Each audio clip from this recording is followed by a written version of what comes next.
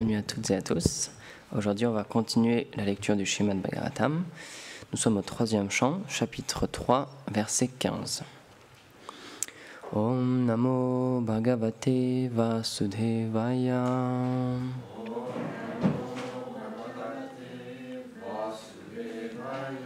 Om Namo Bhagavate Vasudevaya.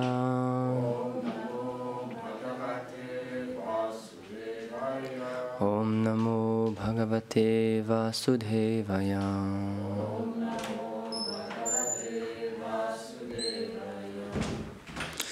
Mito yadesham bhavita vivadho.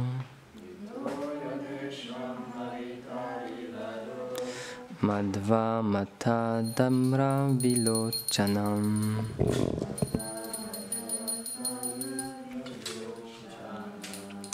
Nesham vadopaya iyan atonyo.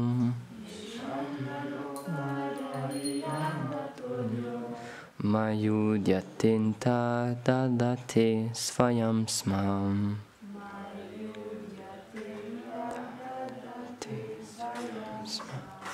Traduction. Quand un conflit éclatera parmi eux, à cause de l'intoxication induite par la boisson, le moyen d'amener leur destruction totale se fera. Ils disparaîtront aussitôt que je serai prêt à partir pour ma demeure éternelle. Commentaire. Les yadus ne pouvaient être détruits comme des êtres ordinaires. Ce n'est seulement que lorsque le Seigneur le désirerait qu'il le pourrait. Le mot sma indique la certitude. Om Gyanati Mirandasya Gyanam Jala Shalakaya Chakshurun Militamina Tasmai Shri Gurave Namaha. Jaya Shri Krishna Chaitanya Prabhu Nityananda Shri Advaita Gadadhar Shivasadi Gaur Bhaktavrinda. Hare Krishna Krishna Krishna Hare Hare, Hare Rama Rama Rama Hare Hare. Namam Vishnu Padaya Krishna Prishtaya Bhutale Srimate Bhaktivedanta Swamini Tinamine. Namaste Sarasvati Deve Gauravani Pracharine Nirvishesha Shunyavadi Paschatya Deshatarine Vanjakalpatarubhyascha Kripa Sindhubhya evacha Patitanam Pavanebhyo Vaishnavebhyo Namo Namaha. Donc là, comme l'expliquait Rasalila hier, on continue la description comment la famille de Krishna va disparaître. Et comme je le disais dimanche, c'est intéressant, tout ce qui est en lien avec le Seigneur, par définition, c'est spirituel, c'est éternel. C'est une autre catégorie, c'est au-delà de ce monde matériel. Donc leur disparition, ça ne peut pas juste être, ils sont décimés par juste une maladie ou un grand conflit, il y a une grande armée qui vient, qui va vaincre leur royaume. C'est impossible, parce que c'est des associés éternels du Seigneur, donc personne ne peut les vaincre. Et comme tu disais, justement, c'était tellement puissant que ça allait être un problème pour la terre, un fardeau pour la terre. Donc Krishna, il a conscience de tout, évidemment, parce qu'il est omniprésent, il est Trikalaga, il connaît le passé, le présent et le futur. Donc il savait ce qui allait se passer s'il laissait les yadus régner sur la terre. Du coup, il a fait en sorte qu'ils disparaissent aussi.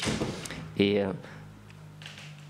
les Vaishnavas, il explique, lorsque le Seigneur veut quelque chose, on peut pas, ça arrivera, c'est sûr. On ne pourra rien faire pour contrer cette chose-là. C'est expliqué, si Krishna veut protéger quelqu'un, personne ne pourra détruire cette personne, c'est impossible.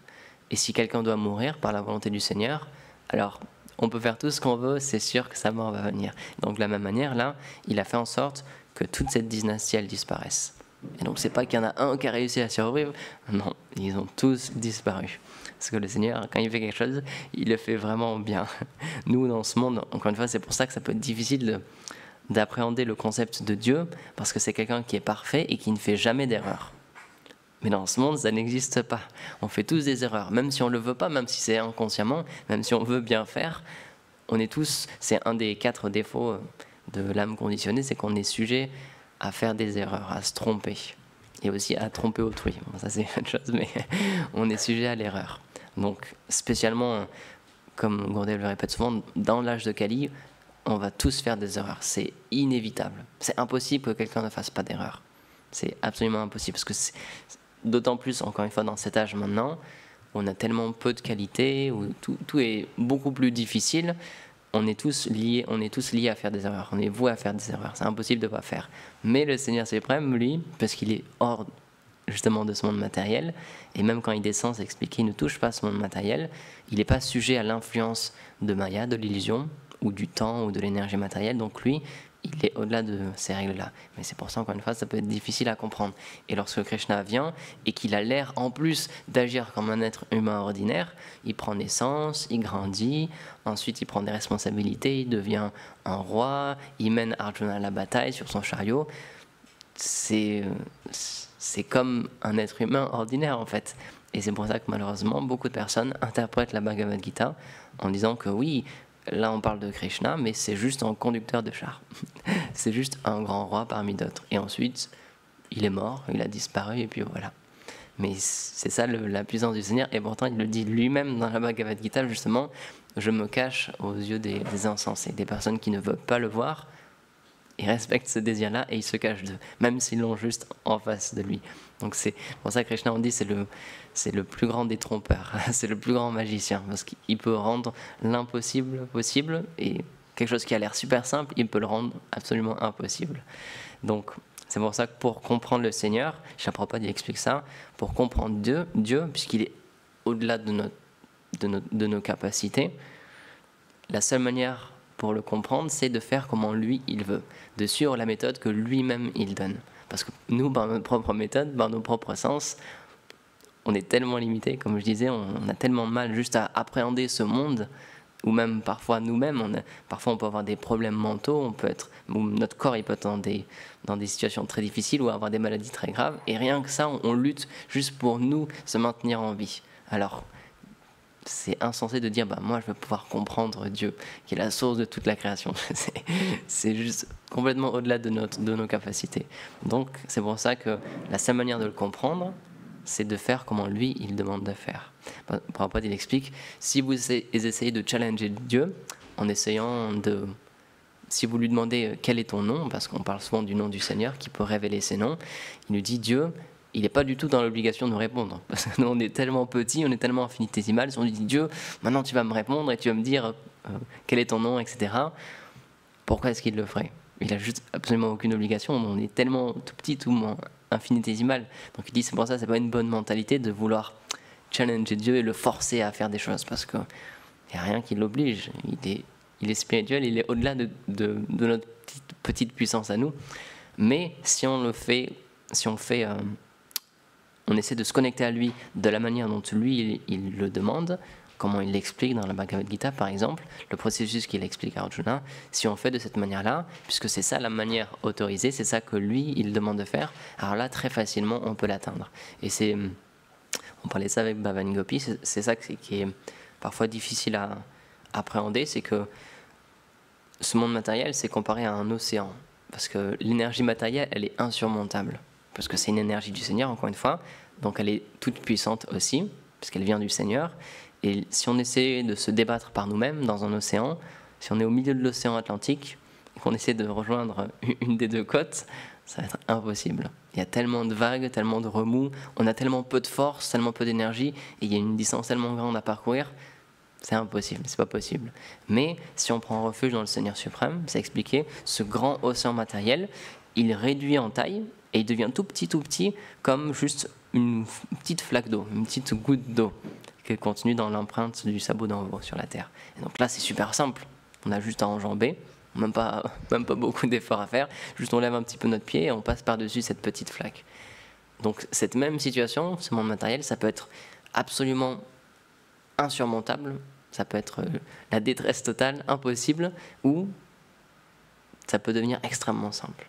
Mais tout ça, c'est juste si on prend refuge dans le Seigneur. Parce que si on essaie de le faire encore une fois par nous-mêmes, se débattre par nous-mêmes, c'est impossible. Et si on prend refuge dans le Seigneur, alors là, l'impossible devient possible, devient même extrêmement facile. Et c'est pour ça que, comme on le répète souvent, l'identité éternelle de l'âme, c'est le service. Et donc c'est intéressant parce que dans ce monde, on est tous poussé à faire un service, de toute façon. Même si on ne veut pas servir, on est obligé de servir quand même. Shri Prabhupada, il explique, même l'être le plus puissant de ce monde, donc là il était aux États-Unis à ce moment-là, il disait, regardez, même le président des États-Unis, c'est un serviteur, parce que c'est le serviteur des États-Unis. Et s'il fait n'importe quoi, il y a des règles et on peut l'évincer de sa position. Et il peut perdre cette position. Donc il ne fait pas vraiment tout ce qu'il veut. Il est toujours dans un service quand même. Et donc c'est pour ça qu'il expliquait, on peut être dans l'illusion qu'on est un maître, mais en fait on reste toujours un serviteur. Parce que dans ce monde matériel, on a toujours c'est le propre de ce monde-là, Maya nous fait penser qu'on est un maître. Mais en fait on reste toujours extrêmement limité. Et on doit toujours rendre des comptes à tout le monde. On n'est pas à 100% libre. Et même avec notre corps, encore une fois, même si on ne veut pas servir les autres, ou on ne veut pas servir notre pays, etc., on se dit, bon, moi je fais juste ma vie, on est obligé de servir notre corps. Parce que notre corps, il nous demande de l'eau, il nous demande à manger, il nous demande de nous reposer. Et si on ne suit pas ces choses-là, alors on ne va pas durer très longtemps. Une des formes de torture les plus difficiles et les plus intenses qui existent, c'est juste laisser quelqu'un éveillé, ne pas le laisser dormir. Et ça, c'est extrêmement, extrêmement éprouvant. On peut se dire, ouais, le plus dur, ça doit être la soif, ou la faim, ou avoir trop chaud, ou avoir trop froid. Mais le pire, pour le corps matériel, le corps d'un humain, c'est de ne pas dormir. Parce qu'au bout de juste quelques jours, notre mental, en fait, il vrille complètement et on commence à avoir des hallucinations extrêmes et le mental, il perd complètement pied avec la réalité et ça détruit une personne, en fait. Juste le fait de ne pas dormir. Donc si on se dit, non, moi, je fais ce que je veux de toute façon, on fait ce qu'on veut dans les limites de nos capacités. C'est pour ça qu'on est quand même obligé de dormir, on est obligé de manger, et du coup, à un niveau plus grand, on est obligé de vivre dans cette société, donc on est obligé d'obéir aux lois, on est obligé de payer nos impôts, on est obligé de rendre un service à notre pays, et si on ne paye pas nos impôts, ben, on va avoir une visite un jour ou l'autre de quelqu'un qui nous dit, bon, ben là, vous nous devez tant. Donc c'est ça l'illusion de ce monde, c'est qu'on pense qu'on est libre, mais en fait, si on regarde bien dans les détails, juste on est libre dans un petit carré. Et là on se dit, ah ouais, là je fais ce que je veux, mais en fait on est extrêmement limité. Et c'est ça l'énergie illusoire, c'est qu'elle nous fait penser qu'on est libre, elle nous fait penser qu'on est le maître de notre vie, de notre situation, et elle nous fait penser qu'on est heureux de cette manière-là. Et c'est lorsque on entre en contact avec les Vaishnavas, par exemple dans le Srimad Bhagavatam, qui nous expliquent cette situation et qui nous permettent de voir qu'en fait, on n'est pas réellement heureux, qu'il nous manque quelque chose. C'est un peu comme, Gomina Maharaj cite souvent ça, c'est un peu comme le film Matrix.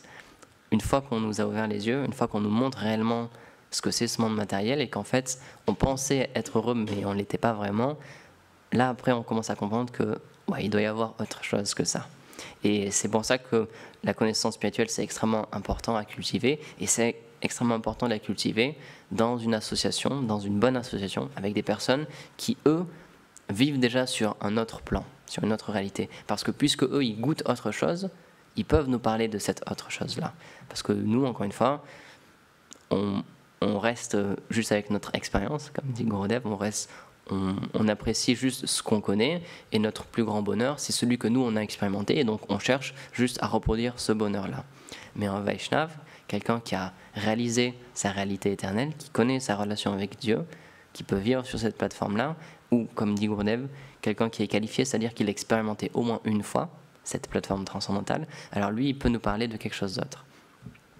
Et c'est ça qui est puissant, c'est qu'un Vaishnava, quelqu'un qui est vraiment connecté avec le Seigneur, lorsqu'il parle du Seigneur, il nous fait goûter directement le Seigneur. Et c'est ça, pour ça qu'on dit qu'il faut être dans une bonne association et qu'il faut toujours chercher, il faut toujours être entouré de grands Vaishnavas, il faut toujours prendre l'association de grands Vaishnavas, parce que même si on n'a pas encore fait l'expérience de cette réalité, même si on ne connaît pas le royaume du Seigneur, même si on ne l'a pas vu face à face directement dans notre forme transcendantale, quelqu'un qui a cette expérience-là, lorsqu'il parle, c'est directement le Seigneur qui apparaît. C'est ça la puissance de ce qu'on appelle Shabda Brahman, en fait, c'est la vibration transcendantale qui n'est pas différente du Seigneur. Donc lorsqu'un dévot parle, puisqu'il a Krishna dans son cœur, ce qui sort, c'est Krishna directement. Et là, on peut expérimenter Krishna. C'est pour ça qu'il y a des Vaishnavas qui expliquent que la première expérience qu'on a avec Krishna, c'est à travers le son, à travers l'écoute. C'est comme ça qu'il se manifeste la première fois.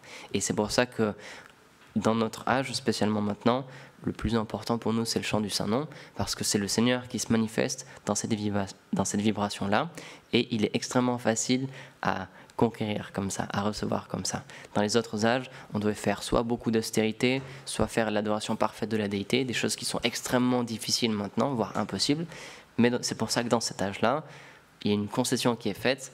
C'est pour ça que Chaitanya Mahaprabhu est venu, c'est ce qu'il vient donner, c'est le chant du Saint-Nom. Et en chantant le Saint-Nom, puisque, comme on le disait au début, tout ce qui est lié au Seigneur n'est pas différent du Seigneur, c'est spirituel. Lorsqu'on chante le Saint-Nom purement, alors c'est directement Krishna qu'on peut expérimenter. Et Srila Prabhupada explique, c'est pour ça, on dit Sevon Mukhe Jivado, et dans cette expression-là, dans le Bhakti Rasamrita Sindhu, en fait, Jiva, c'est pas écrit Jiva comme l'âme, donc J-I-V-A, c'est écrit J-I-H-V-A. Et en fait, ça veut dire la langue.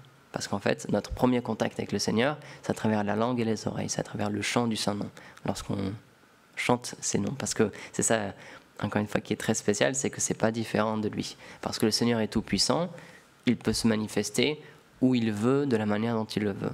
Pour ça, il ne faut pas essayer de contenir le Seigneur, encore une fois, parce que lui, il fait absolument tout ce qu'il veut. Donc c'est pour ça, il l'a dit lui-même, c'est ça la grande fortune qu'on a, c'est que le Saint-Nom, il est plus miséricordieux encore que la personne. Le nom de Krishna, il est encore plus miséricordieux que Krishna. Et c'est aussi pour ça que Chaitanya Mahaprabhu, il a mis vraiment l'emphase sur le chant du Saint-Nom, parce que de cette manière-là, même si on n'est pas qualifié pleinement pour recevoir Krishna, parce que comme on le répète souvent, Krishna c'est la justice parfaite, il nous donne juste ce qu'on mérite, pas plus. C'est pour ça que vouloir atteindre Krishna directement, c'est impossible, parce que tant qu'on n'est pas au niveau pour voir Krishna, on ne le verra pas.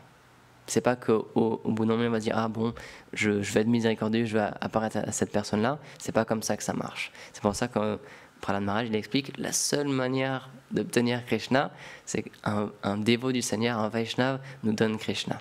Parce que lui, le Vaishnav, il a cette miséricorde-là. Parce que si nous, par nous-mêmes, encore une fois, Krishna juste il est réciproque, c'est la justice. Donc tant qu'on n'est pas qualifié, il nous donne juste ce qu'on peut obtenir par notre qualification, pas plus que ça. Et c'est pour ça que par exemple, lorsqu'on chante le Saint-Nom, c'est très bien, mais si on ne le chante pas sous le refuge d'un Vaishnav, on n'aura pas cette pleine miséricorde-là, on ne pourra pas obtenir ça. On aura juste une réalisation sur notre niveau. De la même manière, si on lit le Srimad Bhagavatam ou la Bhagavad Gita, ce qu'on pourra ressentir spirituellement, ce qu'on pourra obtenir en lisant avec cette lecture-là, c'est juste ce que notre niveau spirituel nous permet, pas plus que ça. Mais si on fait ces mêmes choses sous le refuge d'un maître spirituel qualifié, alors puisque lui il a Krishna et que son désir c'est de donner Krishna, lorsqu'il voit qu'on fait un effort, il est miséricordieux, il dit « Ah, s'il te plaît Krishna, sois miséricordieux envers cette personne ». Et là Krishna, il fait cette chose-là. Parce que, encore une fois, Krishna, il a plus d'amour pour ses dévots que pour sa propre personne. Donc lorsqu'un dévot, il a un désir, il est obligé de le satisfaire. Il veut satisfaire son dévot. Donc lorsqu'un de ses dévots, il dit « Tiens, regarde, il y a cette personne-là, il fait tellement d'efforts, et je suis tellement satisfait de lui, s'il te plaît, sois miséricordieux envers lui », alors là, Krishna, il nous montre sa miséricorde. C'est pour ça que c'est un processus très scientifique, et que Krishna, il le dit dans la Bhagavad Gita, encore comme on le disait au début, on doit faire de la manière dont il nous a demandé de faire. Et qu'est-ce qu'il demande dans la Bhagavad Gita? C'est prendre refuge d'un maître spirituel qualifié. Donc encore une fois, c'est pas n'importe qui, c'est pas juste n'importe quel maître spirituel, il dit c'est un maître spirituel qualifié. Et Gurudev, comment il l'explique, c'est un maître spirituel qualifié, c'est quelqu'un qui a vu la vérité au moins une fois. Et c'est pour ça que Krishna il le dit aussi, hein, c'est pour que tu ailles voir quelqu'un qui a vu cette vérité. Et ensuite, il pourra te l'enseigner. Et c'est pour ça que on garde ce système de filiation spirituelle, de maître à disciple, où une personne qui est réalisée, il permet à quelqu'un d'autre d'obtenir cette réalisation, qui à son tour permettra à quelqu'un d'autre de la recevoir, etc., etc. Et c'est comme ça qu'on sait que cette voie spirituelle, cette lignée disciplique, elle est parfaite. Parce que c'est quelqu'un qui est réalisé, qui donne un pur savoir à quelqu'un d'autre. C'est pas que chaque maître spirituel, il fait son interprétation, et dit bon, moi je pense que ça se passe comme ça, et qu'il change les écritures, etc. On peut adapter, c'est vrai, on peut mieux expliquer pour tant lieu et circonstances, évidemment. C'est pour ça qu'il y a toujours des nouveaux commentaires, etc., des nouveaux acharyas qui expliquent différemment, mais l'essence, ça reste toujours la même, ça reste toujours pur. C'est toujours le service au Seigneur, et rien d'autre que ça. Et c'est pour ça qu'on est très très fortuné, encore une fois, d'avoir tellement de grands Vaishnavas dans notre filiation spirituelle, qui ont écrit tellement de livres aussi, et spécialement maintenant, avec l'imprimerie, avec Internet, etc., on a accès super facilement à tout ce savoir-là. Alors qu'avant, c'était très difficile. Par exemple, on sait qu'il y a juste quelques années, chez la Bhaktivinoda Thakur, au 19e siècle, il a eu beaucoup de mal à se procurer juste le Srimad Bhagavatam, le Chaitanya Charitamrita, parce que c'est pas qu'on allait sur Amazon et puis on tapait voilà Srimad Bhagavatam et qu'on le commandait, qu'on le recevait tout de suite. Il fallait le faire recopier par quelqu'un à la main pour avoir son propre exemplaire. Donc rien que ça, c'était déjà tellement d'efforts. Mais nous, il y a tout qui nous est donné.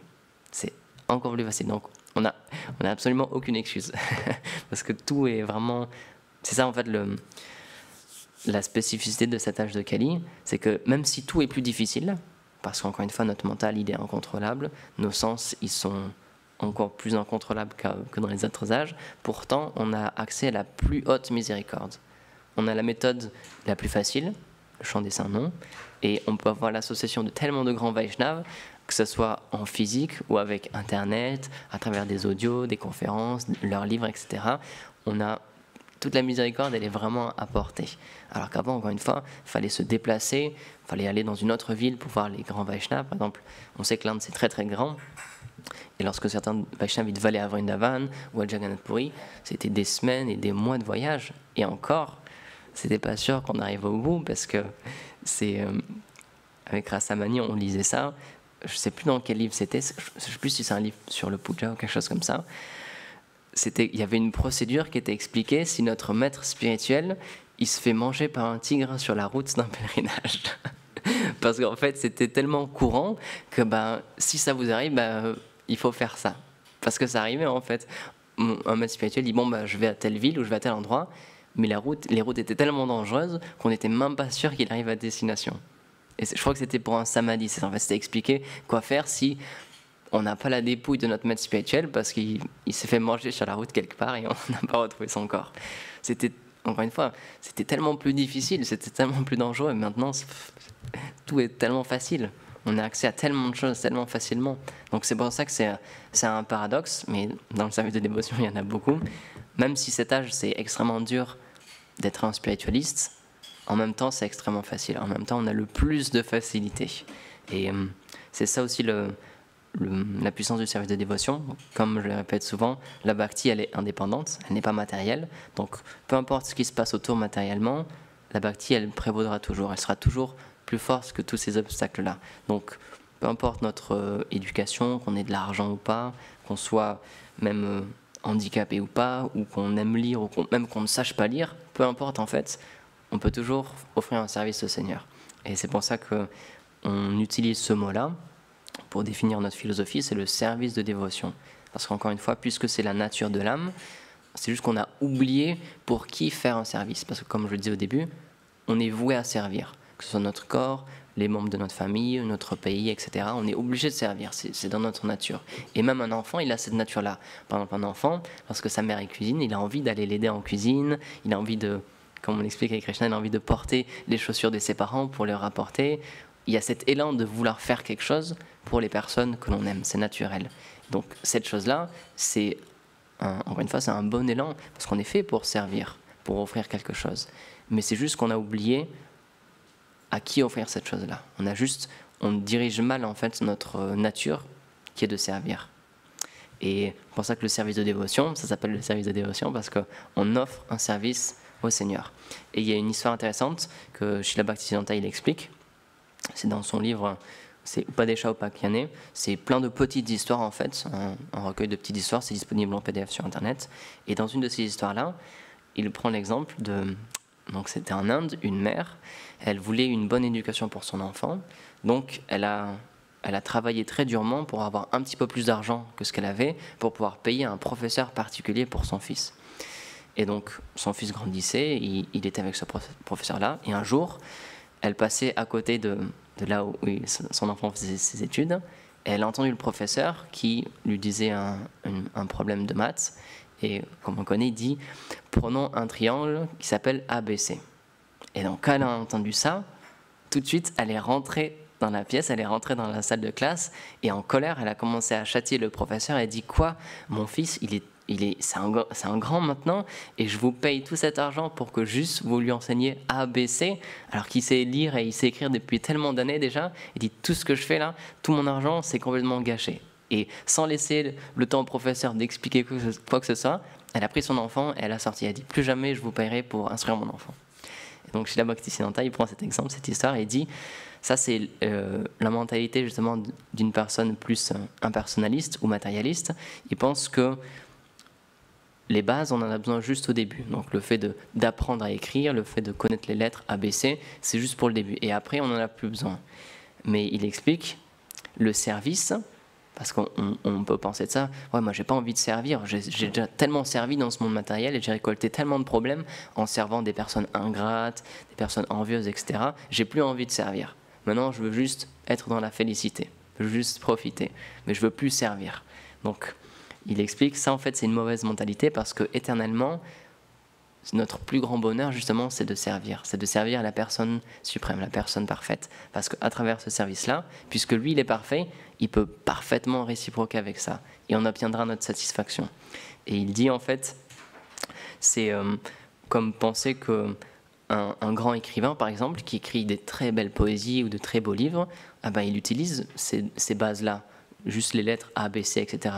Il y a besoin de cette base-là. Mais ensuite, il la rend encore plus belle et il joue avec les mots, etc. pour faire quelque chose de très évolué, de très délicat.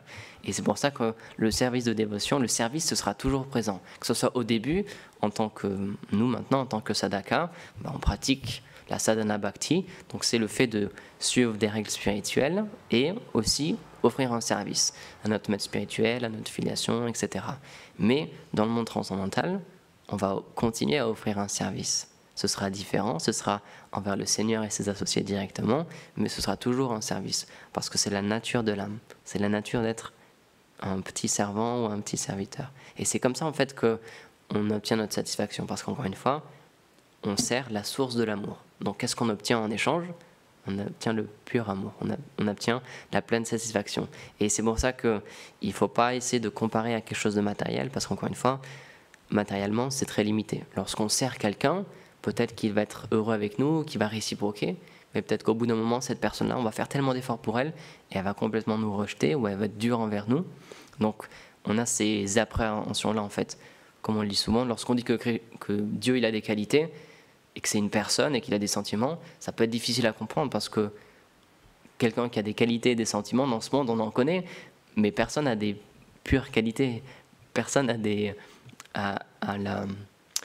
la beauté parfaite, ou la générosité parfaite, ou la tolérance parfaite, ou l'humilité parfaite. Du coup, on essaie de comparer, on dit « Ah ouais, mais ça me semble bizarre quand même que Dieu, ça soit comme une personne. » Parce que toutes les personnes qu'on connaît, tout ce qu'on connaît dans ce monde, encore une fois, c'est limité. Donc on essaie de comparer. Et c'est pour ça que même le service, il y en a certains qui disent « Ouais, mais de toute façon, le service, c'est juste au début, et après, il n'y a plus besoin de servir. » Parce qu'on n'aime pas servir, on n'a pas envie de servir. Pourtant, c'est la nature de l'âme. Et c'est en se reconnectant à ce service-là qu'on devient parfaitement heureux. Et c'est pour ça que Srila Prabhupada, il a beaucoup mis l'emphase sur ça.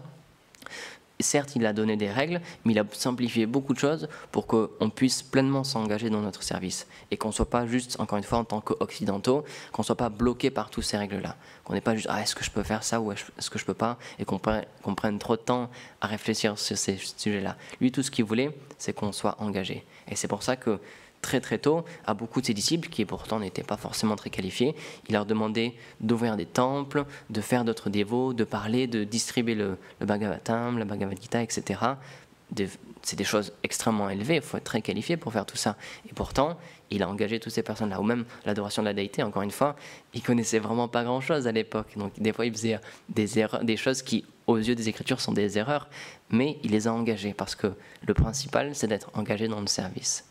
Donc c'est de cette manière-là qu'on se qualifie en fait. Et c'est pour ça que, tout comme le chant, c'est le chant des saints noms, c'est le moyen et c'est le but. De la même manière, le service, c'est le moyen et c'est le but aussi. C'est le moyen de se purifier, c'est le moyen de se reconnecter à notre identité éternelle, à notre vérité.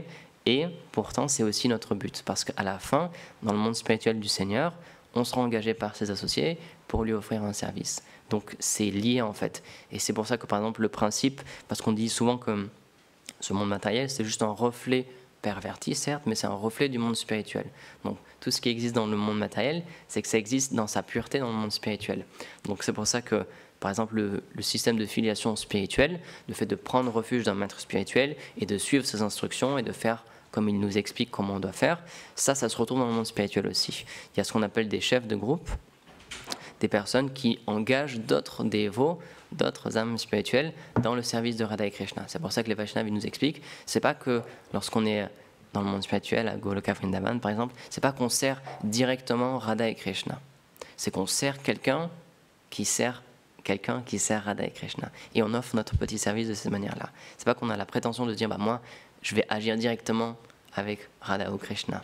C'est pas comme ça que nos acharyas nous expliquent. C'est que on est le serviteur d'un serviteur d'un serviteur, comme Chaitanya Mahaprabhu le dit.